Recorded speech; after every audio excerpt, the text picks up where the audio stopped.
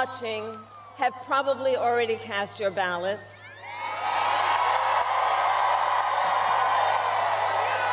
But I know many others are still considering who to vote for, or whether you'll vote at all. So tonight, I will speak to everyone about the choice and the stakes in this election. Look, we know who Donald Trump is. He is the person who stood at this very spot nearly 4 years ago and sent an armed mob to the United States Capitol to overturn the will of the people in a free and fair election. An election that he knew he lost. Americans died as a result of that attack. 140 law enforcement officers were injured because of that attack. And while Donald Trump sat in the White House watching as the violence unfolded on television, he was told by his staff that the mob wanted to kill his own vice president. And Donald Trump responded with 2 words: so what? America, that's who Donald Trump is. And that's who is asking you to give him another 4 years in the Oval Office. Not to focus on your problems, but to focus on his.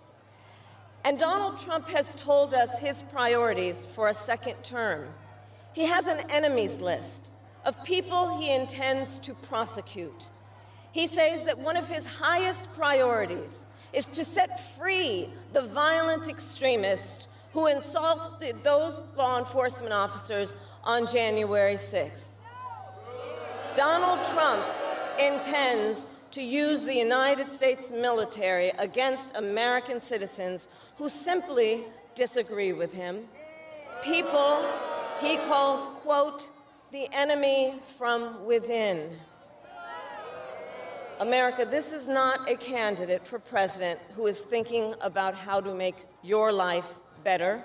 This is someone who is unstable, obsessed with revenge, consumed with grievance, and out for unchecked power. Donald Trump has spent a decade trying to keep the American people divided and afraid of each other. That is who he is. But America, I am here tonight to say that is not who we are. That is not who we are.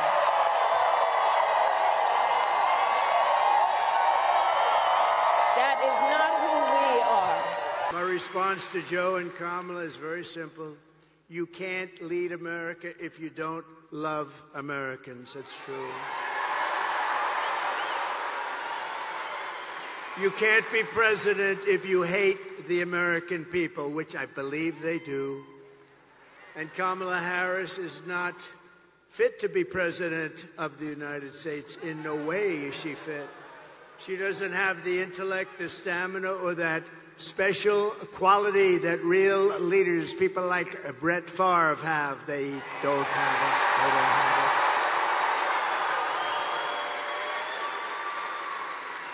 They don't have what he's got. Few people do, to be honest with you.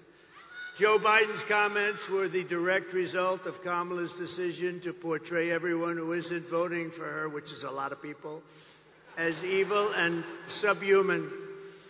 And we know it's really what they believe, because look at how they've treated you. They treat you like garbage. They treat our whole country like garbage, with open borders, with all of the horrible things they've done to hurt our country, inflation that should have never happened, allowing Russia to go into Ukraine, October 7th, and Israel. All of these things would have never happened if you had a different president.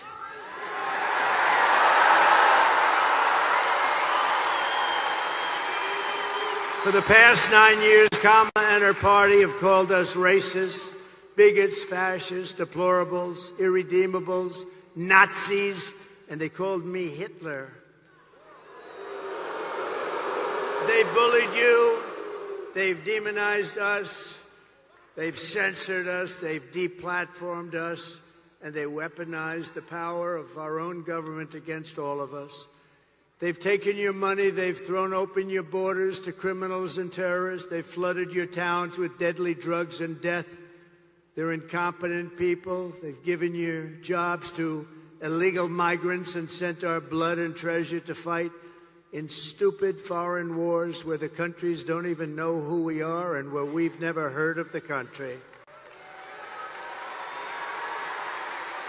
This Tuesday is your chance to stand up and declare you are not going to take it anymore.